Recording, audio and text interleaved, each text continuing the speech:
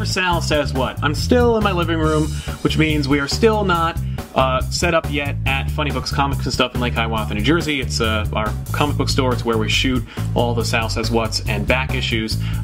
We'll be back next week. We didn't have a chance to do it last week, so we're going to be shooting new episodes very, very shortly. So next week we're going to be back to our old set. So don't worry about all this stuff. I'm trying to make it a little bit nerdy, but it's, whatever. Anyway, now as part of the Comixology $4 collection deal I talked about in the first episode of the week, I picked up Ed Brubaker and Bryan Hitch's epic conclusion to Captain America's death, Captain America Reborn. See, this death resurrection crap is with every popular superhero, so it's nothing new at this point, and Ed Brubaker knew that when he wrote the story. Now, if you're unfamiliar with the death of Captain America, it all started with this book called Civil War, which I will break down to say Iron Man and Captain America had a tiff, and Captain America died. There's more, but it's another episode of Back Issues. Anyway, there was a big, long story that Brubaker had been cooking up since he revitalized the Captain America franchise a few years ago, and this was more or less the culmination point of all that work. I read the first part, that being Captain America Winter Soldier, and being some of the influence for this month's Captain America 2, The Winter Soldier, and I wasn't really the biggest fan of the book. It was well written with great art, but the story just didn't speak to me personally and didn't really grip me enough to keep me going. Now, when Captain America died, everyone, including the creative team, talked about his inevitable return. This story chronicles that return, and it is such a love letter to the character, his history, long-term fans of Brubaker's run on the character himself, and even Marvel Comics in general. Even without the context of reading years of the main story, I caught up rather handedly and enjoyed the book immensely.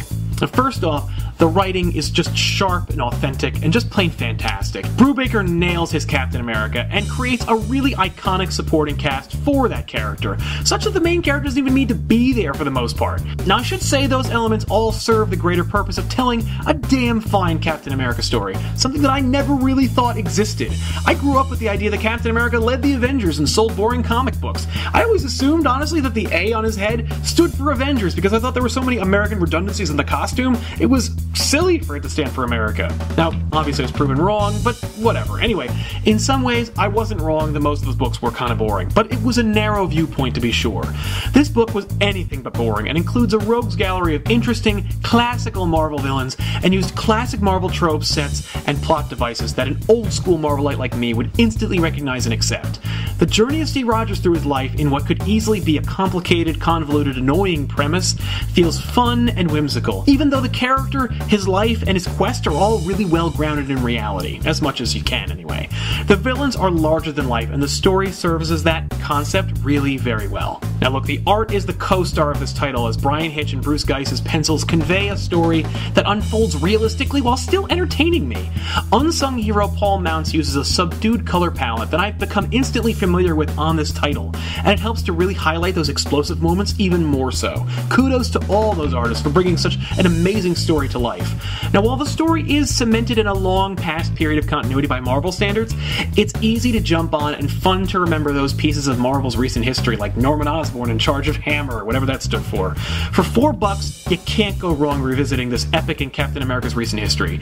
If you can't pick it up online, now you go to your local comic book store and you pick it up. And if you're a completist, or you'd rather go on a big long ride, go pick up Captain America the Winter Soldier and then just keep buying until you get here.